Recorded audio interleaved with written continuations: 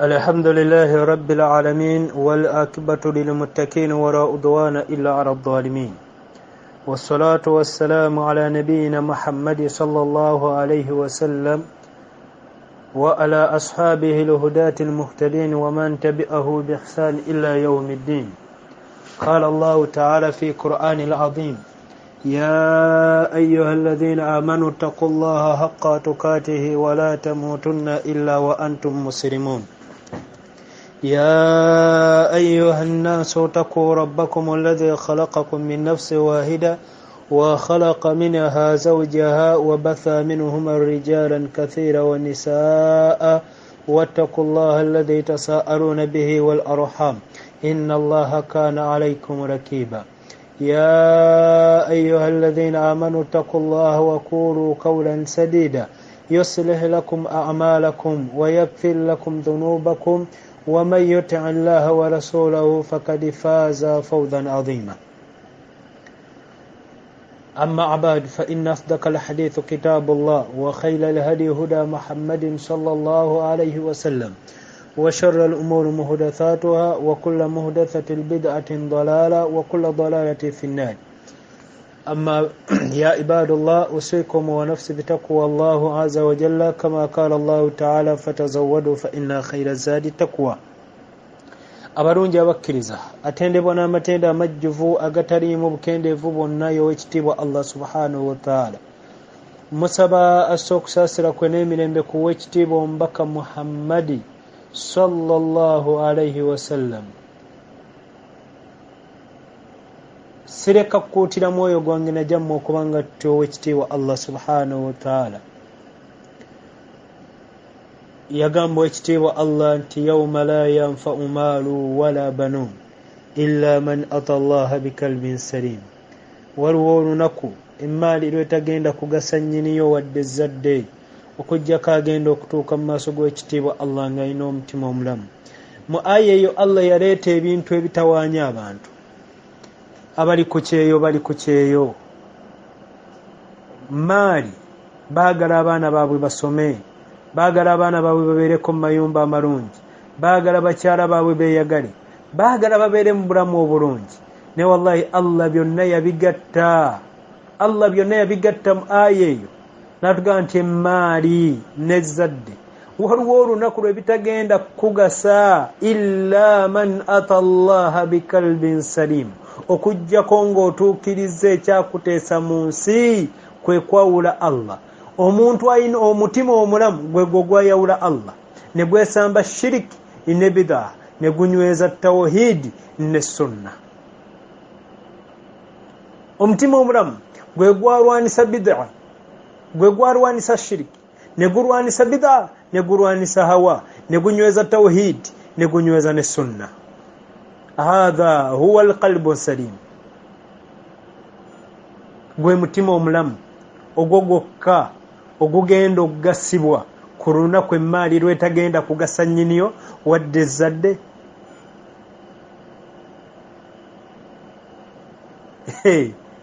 Wa ummihi wa abi.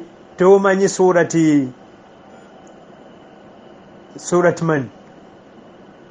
Omwana lwagenda okudduka nnyina, maama w'omwana lwagenda okudduka omwana we, taata w'omwana lwagenda okudduka mutabani we. Allahu akbar walillahi alhamdu. Olengere muzeeyi wootereere oli si taata otereere, buli yenna alirengera mukwano gwa mudduke, si kuba ng'olina bye wotaatereeza wakati we naye ku duniya. Allahu akbar.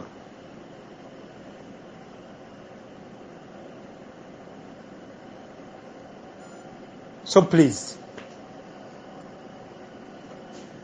tweweeyo eri omulezi waffe, tuleme kumujeemera, tumugondera ebituufu ng'ebibonerezo tebinnatujjira, nga n'oluvannyuma lw'okujja kwabyo tetugenda kutaasibwa. Tuli ku la ilaha illallah. Last time twalaba ku mpagi z'ekigambo la ilaha illallah, esooka ng'eyitibwa annafyu, ey'okubiri ng'eyitibwa al ithbaatu. annafyu twakirabanga kitegeeza okumenyawo kw'ebisinzibwa byonna ebitali Allah. Ne tulaba al ithbat ekitegeeza okunywezaawo okusinzibwa kw'ekitiibwa Allah nga la ilaha yempaja esooka, illa Allah yempaja ey'okubiri. Ne tulaba obujulizi bwayo ng'ekitiibwa Allah azooleka mu Qur'ani nti faman yakfuru bitaghut wa yu'minu billah faqad istamsaka bil urwati lwuthqa. Omuntu amenyawo faman yakfuru bitaghut, oyo yenna akaafuwalira ebisinzibwa ebitali Allah, wa yu'minu billah oluvannyuma n'anywezaawo Allah, faqad istamsaka bil urwati lwuthqa, oyo yalina la ilaha illa Allah entuufu. Oyo yaba yeekutte ku ŋŋango eŋŋumu alwuthqa limu kumanya mu mannya g'ekigambo la ilaha illallah, yaba yeekutte, yaba ayina, yaba anywezezza ekigambo la ilaha illallah ekituufu. Aliwa ayina empaja ebbiri eza la ilaha illallah, ezo ze twalaba omulundi ogwaggwa. Ekyo nno omukkiriza bw'omala okiraba obulungi nti empaji ezo ebbiri ez'ekigambo la ilaha illallah n'enzivuunula y'ekigambo la ilaha illallah gye twalaba emirundi egyaggwa egyakulembera,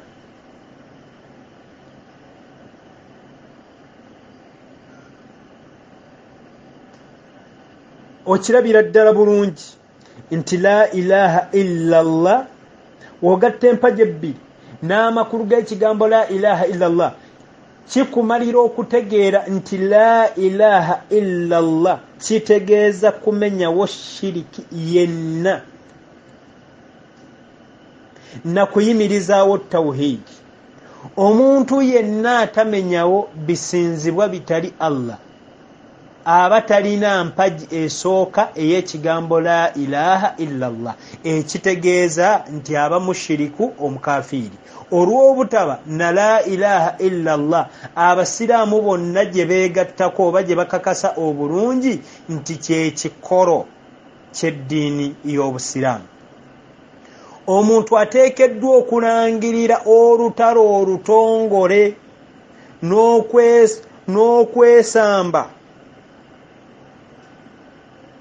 n'okuwakanya n'okuvumirira okutaliimu kutagala kwonna nti byonna ebisinzibwa ebitali Allah bisinzibwa mu bukyamu, alyoka abeera omusiraamu.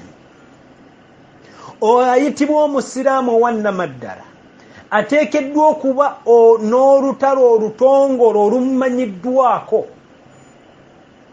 nga shiriki amuvumirira nti shiriki ne bw'abanga kitaawe yamukola, n'atamwa n'akyawa shiriki n'abamukola. Tekisobokerako ddala kusanga mukyala yina la ilaha illallah entuufu ng'afumba mu maka ga Muhammadi alina essabo. Tekisoboka.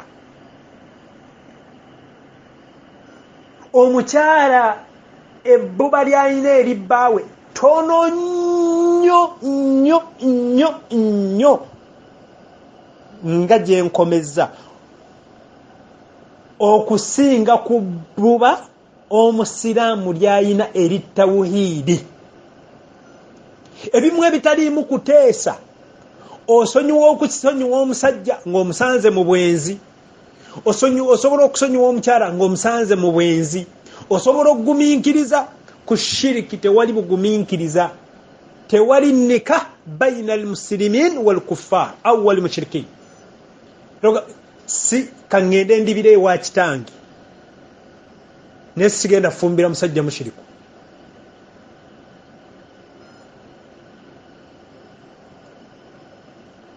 Omusiraamu ku bbuba lyalina eri tawhiidi, omusiraamu oteekeddwa okuba n'olutalo olutongole. Omusiraamu oteekeddwa okuba n'olutalo olutongole eri shiriki, n'abamukola, n'omulwanisa, n'okyatulanga kaati ku bigambo byo nga tobiyimirira namu mu kaafuwa zaagatta ku Allah n'ekintu ekirala kyonna.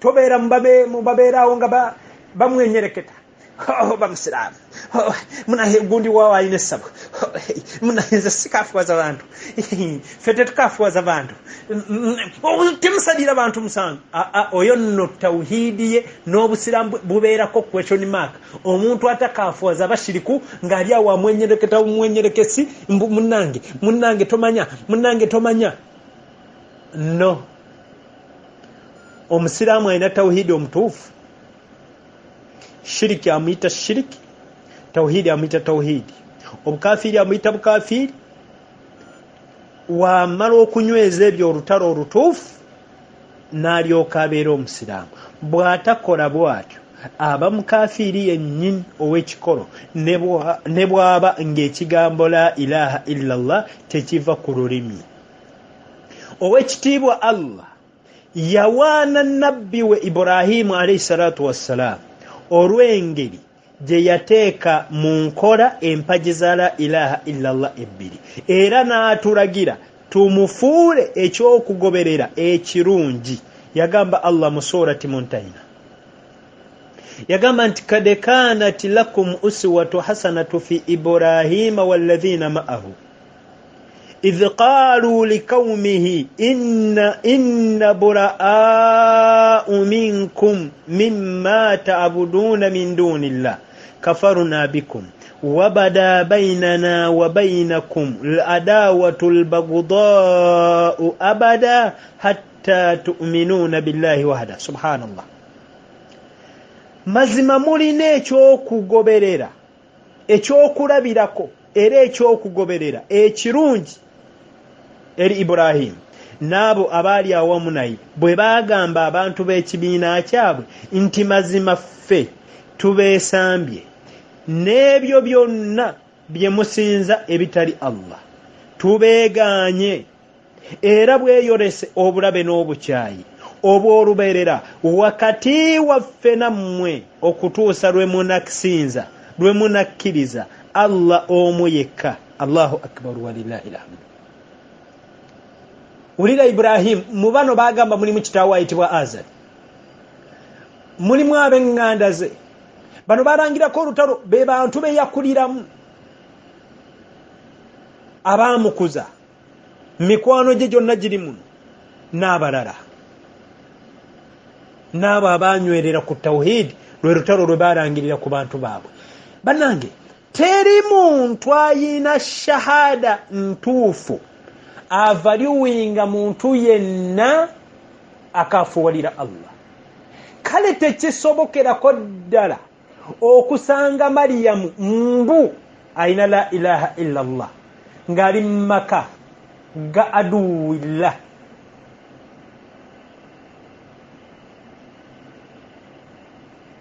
bawo yani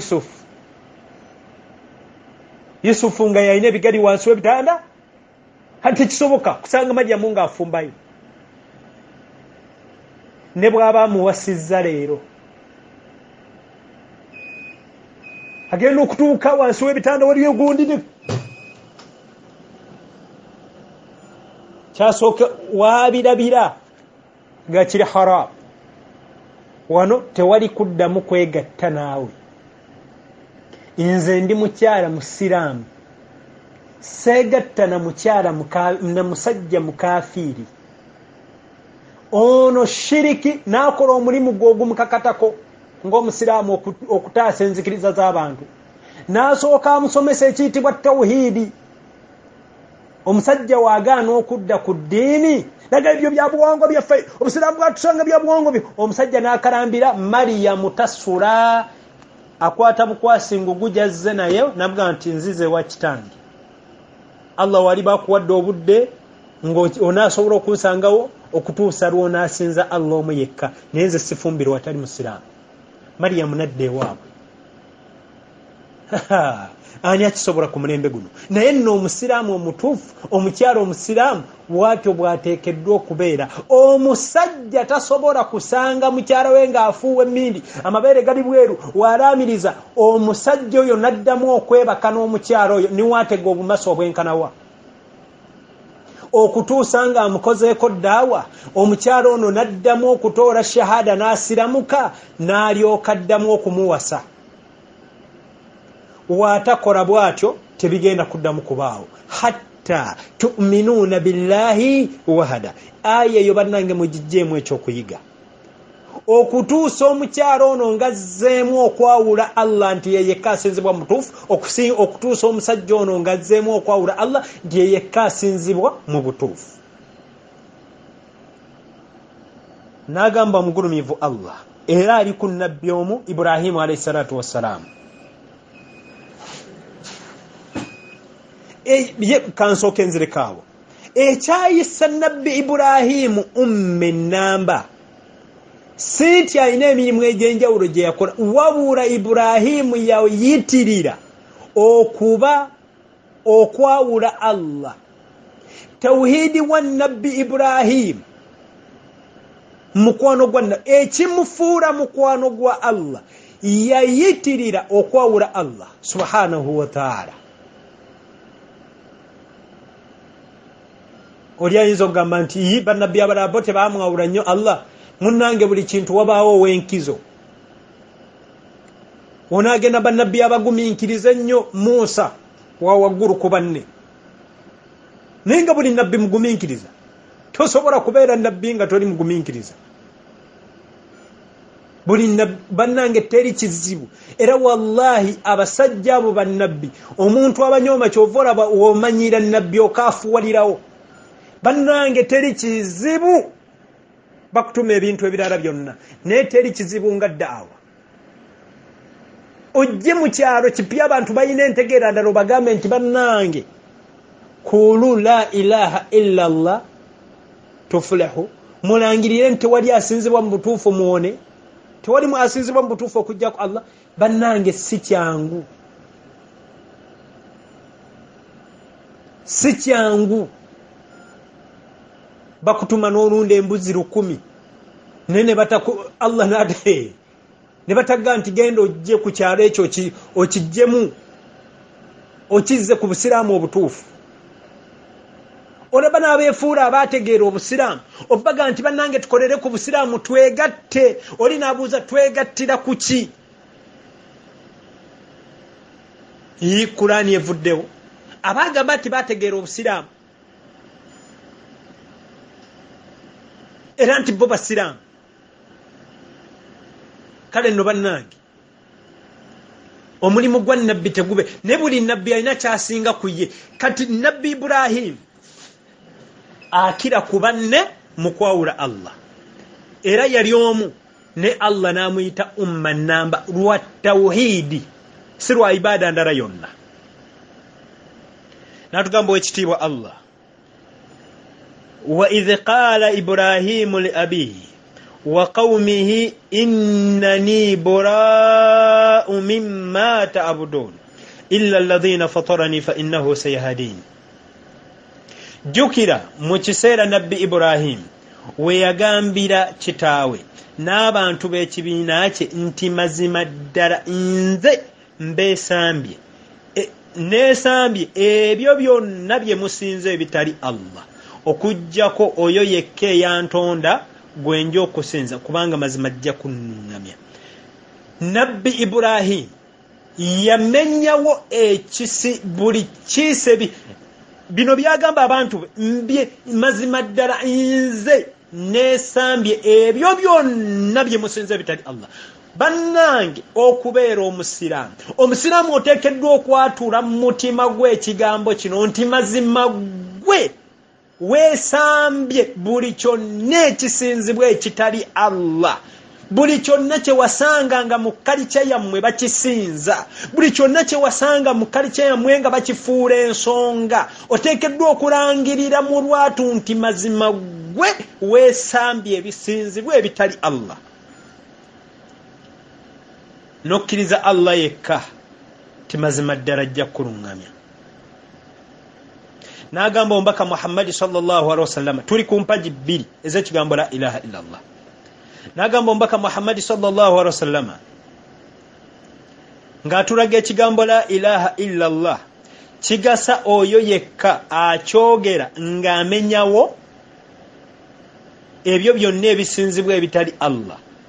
Yagamba mu hadithi, etunyumizibwa ibn Husam ibn Hisham Tariq ibn Hisham yagamba nti man kala la ilaha illa Allah wa kafara bima yu'badu min dunillah haram damuhu wa maluhu wa hisabuhu ala Allah oyo yenna agamba nti la ilaha illa Allah n'awakanya byonna ebisinzibwa ebitali Allah omusaayi gwe n'emmaali ye byaziyizibwa obutakwatwako era okubalibwa kwe kuli eri Allah. Omuntu alina la ilaha illa Allah wa kaffara bima yu'badu min dunillah oteekeddwa okukaafuwalira ebisinzibwa ebitali Allah. Kigambo kya Mubaka Muhammad sallallahu alayhi wasallam. Luli twalaba ekyokulabirako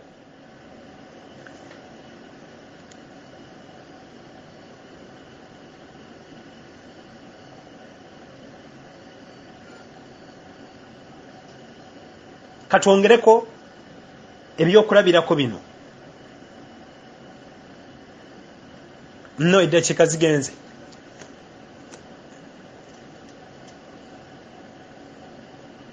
Paati eddako tujja kulaba omulundi ogunaddako Allah wanaaba tutuusizaayo ku Sande ejja lwe tujja okulaba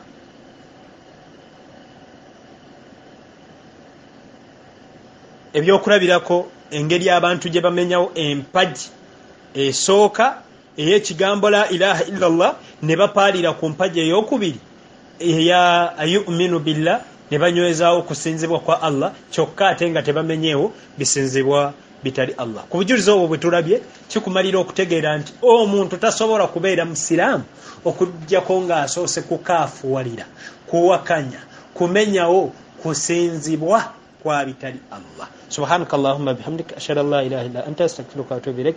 Assalamu alaykum wa rahmatullahi wa barakatuh.